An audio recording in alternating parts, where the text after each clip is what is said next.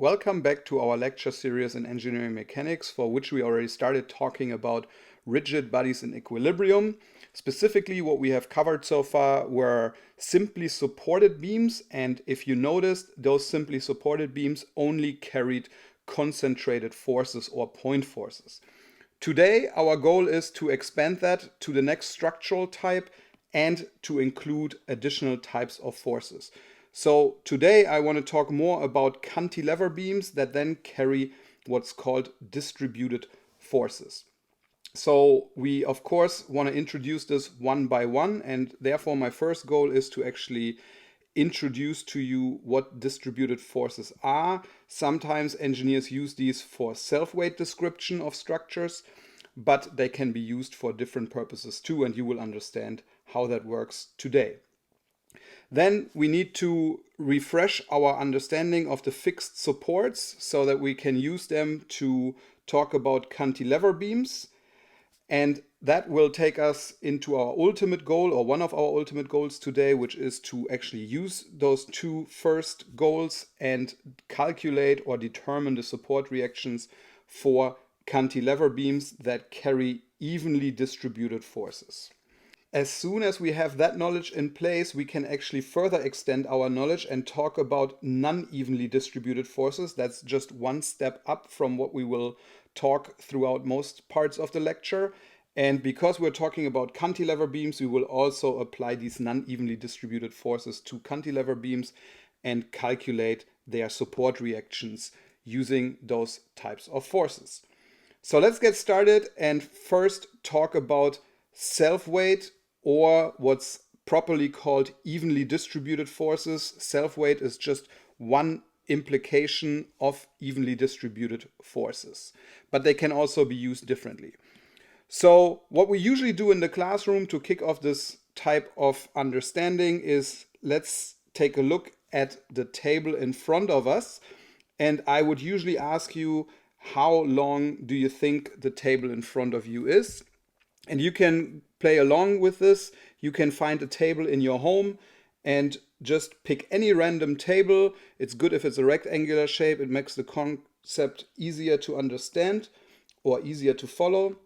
But take any table and estimate the lengths and just add the lengths here to the system. The one that we use in the classroom, although we sometimes disagree in the beginning, but once we find a common sense in the classroom, we usually say that it's a 2-meter long table. So that table has a specific length, and what I then ask my students next is to go ahead and actually lift the table to tell me how heavy the table is. And I invite you to do that too. And what you probably will do, just like my students in the classroom, is put one hand right here, and then the other hand goes somewhere here on the other side so that you can lift it in one upwards motion. Now, I have no idea how heavy the table in front of you is, and you would be surprised how students can disagree on this even if they lift the table. So we usually have a discussion and then come to a common agreement, and that is usually that it's 30 kilograms, let's say, or at least that's a good number we can use for the example, which then gives us a weight of 300 Newton. But then the fun part starts. I ask the students to not use two hands, but only use one hand to lift that. So we usually find the second strongest person in the classroom and have them lift the table and only use one hand. And I invite you to go ahead at home right now and take the table in front of you and lift it with only one hand. And although I'm clearly not seeing you right now, I can obviously predict where you lift the table and how you do that with one hand. You place the one hand under the table, probably right here. And I guess you actually have 4 fingers and 1 thumb. So let's do that. Now, why did you do that is the big question. You intuitively knew that the table is actually a rectangle and the force is evenly distributed. You knew that the force is acting in the center of gravity. You may not know it as the center of gravity, but if you draw the diagonal through a rectangle, you will know that the force is actually acting right there. And what you have done, you have applied engineering mechanics concepts, because everything here to the right of the force balances everything to the left of this force, right? So let's keep in mind that this force is 30 or 300 Newton. So we have 300 Newton acting there. And then for the next part that I asked the students in the classroom, we of course have to do this virtually and not in reality. I asked them to, what happens if you actually bring in a saw and you cut the table in half? So what you would do is you would cut the table in half along this line, and then you would have to lift each half. First of all, how heavy would each half be? You are correct. Each half would have a mass of 15 kilogram now, because you cut it in half, and therefore you have 150 Newton. And if you were to lift that half, you would clearly do that along another diagonal, or again in the center of mass, which, because it's a rectangle, would be right at those diagonal intersection points once again. And we can play this game over and over and over again. So what I asked the student next is, hey, what happens if I cut it once again along that diagonal? So I now cut it in half one more time so that I actually have quarters now.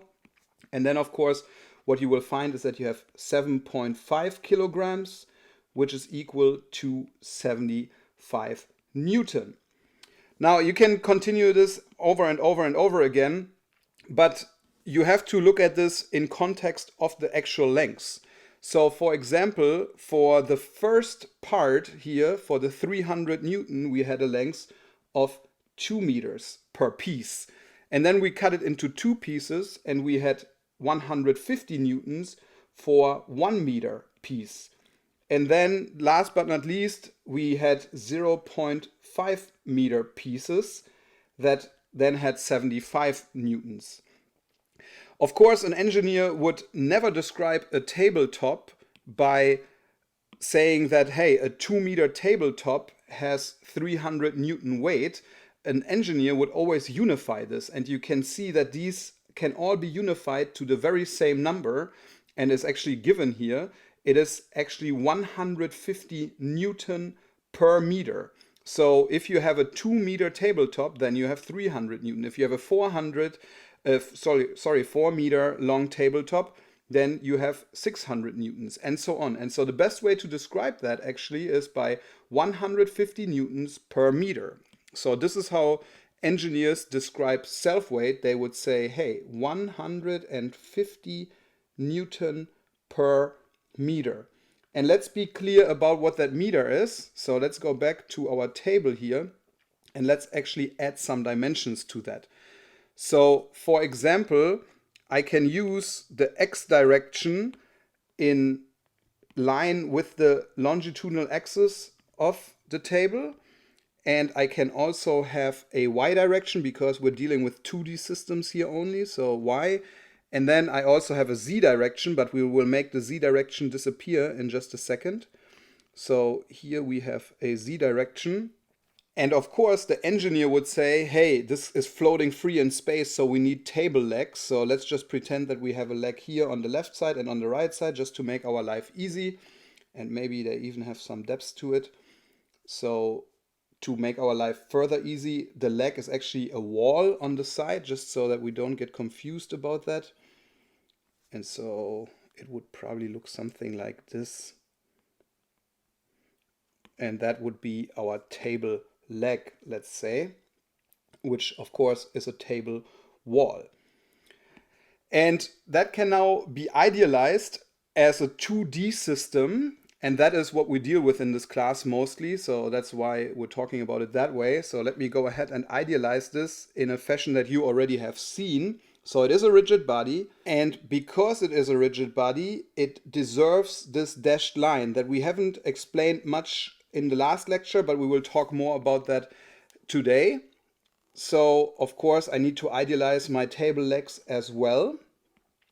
And now let's talk about that reference fiber, as we will call it later, because the reference fiber, the dashed line, is actually telling us that the x-axis is moving horizontally, whereas the y-axis is always on the opposite side to the reference axis, positive. So this is positive y and this is positive x. And you can imagine that if the reference fiber would be on the other side, then my x-axis actually points to the left side and my y-axis, positive, goes down. We will learn more about this later, but I just want to give you a reference to why we draw these dashed lines. So one, we needed to identify a rigid body and not a cable, right? So it identifies a rigid body, but it also identifies the positive x-axis and the positive y-axis. But what we want to talk about, of course, is this 150 newtons per meter, because we want to talk about evenly distributed forces. So the way engineers would draw this on top of the structure is something like this.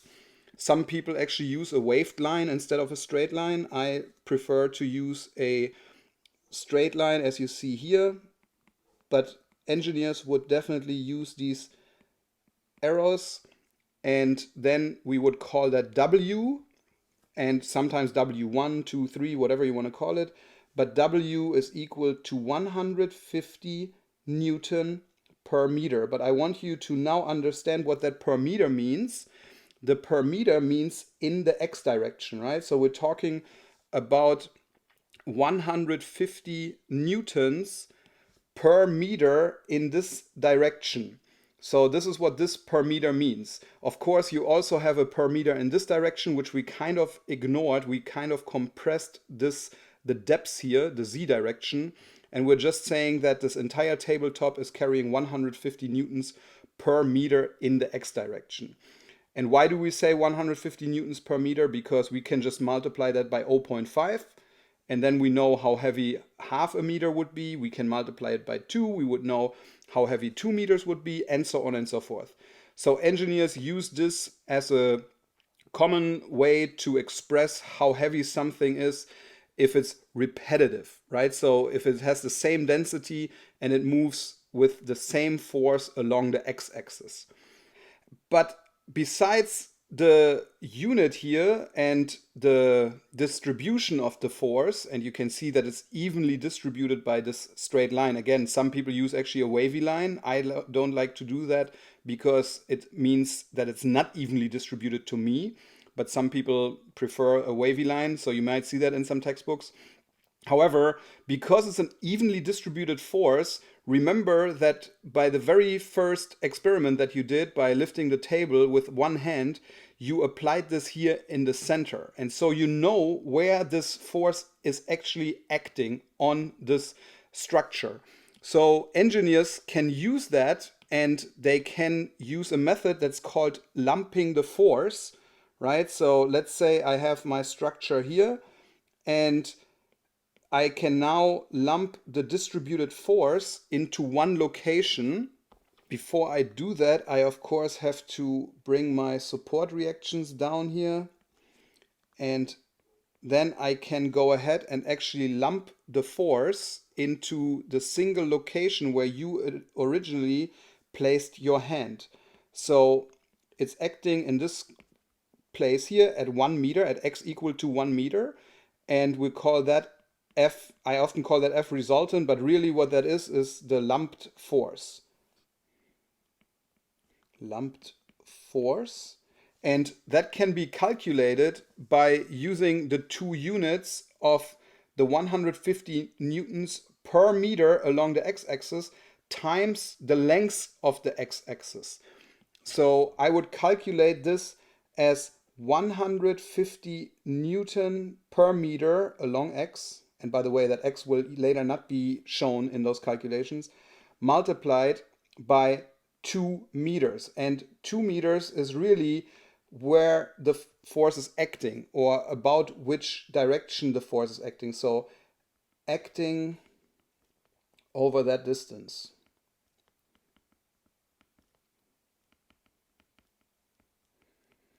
So sometimes you see beams that carry only like a portion of this. In fact, you will see this later today, not the entire beam. So of course you can only multiply it by the length it's acting over.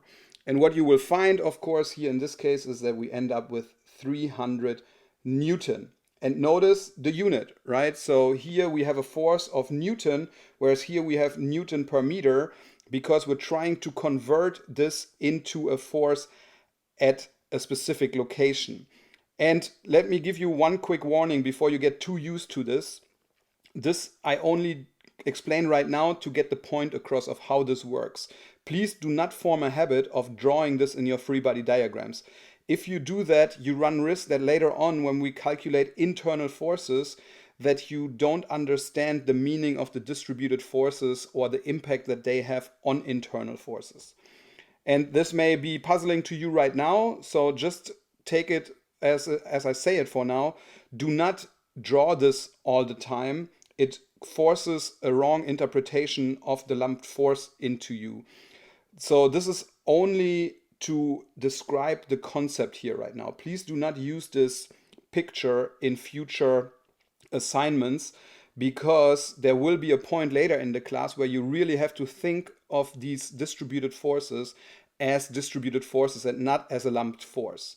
But while we calculate support reactions, and that is our topic that we're still working with, while we're doing that, we can think of them as lumped forces. But I think that gets the point across, right? So you calculate the intensity per meter times the distance, and then you need to know where it's located. And notice that this here is effectively a rectangle, right? And how do you calculate the lumped force of a rectangle? You take the base, 2 meters, times the height, which is 150.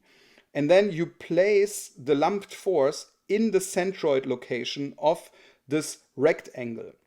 Right? It's kind of similar to what you did here. Here, of course, it's a 3D picture, so please do not confuse this. But the lumped force here is acting within the center of this rectangle.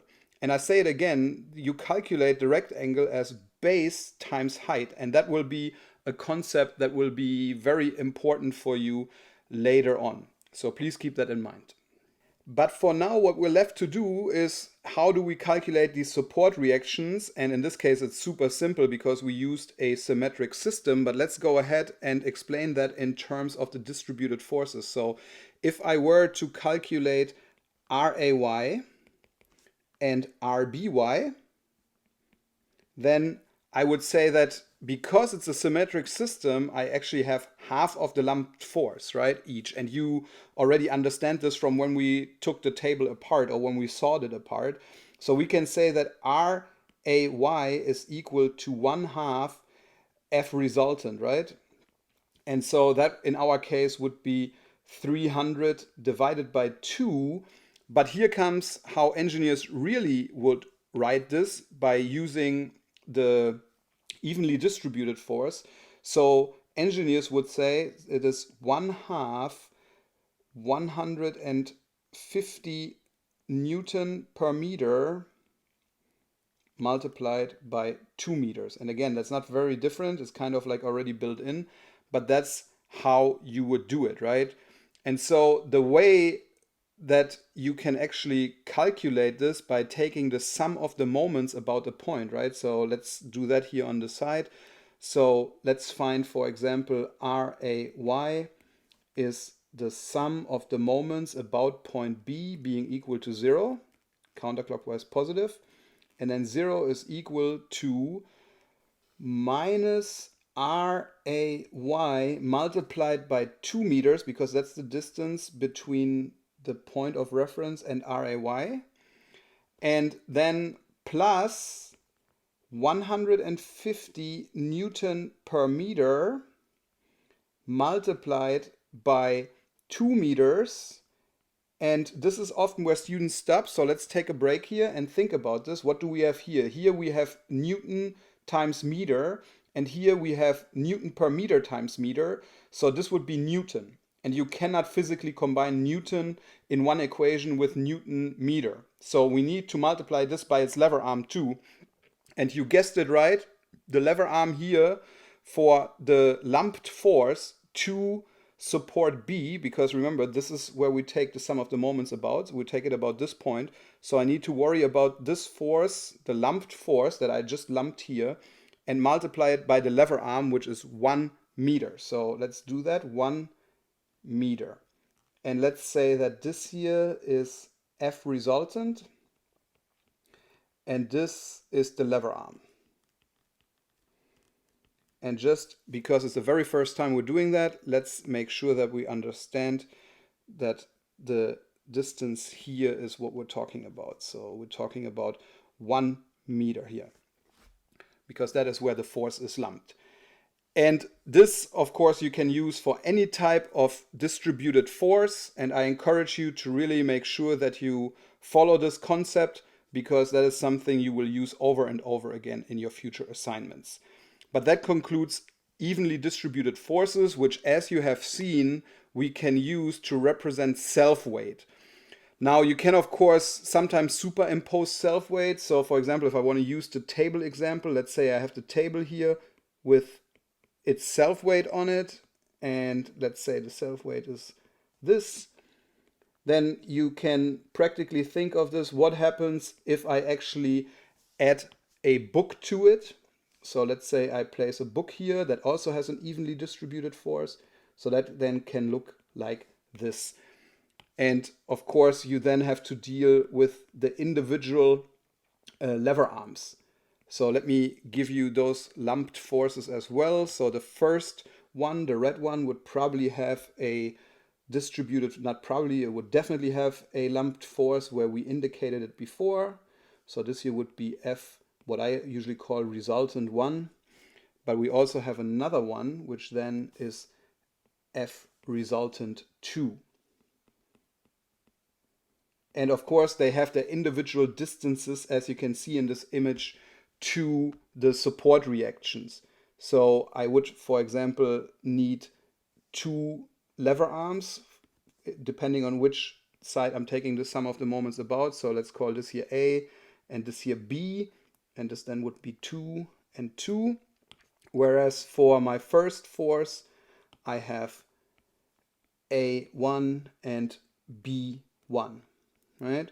So you get the point that these distributed forces are not just self-weight of a structure, they also can represent some self-weight of something else that sits on the structure, or other types of forces that you will learn about later.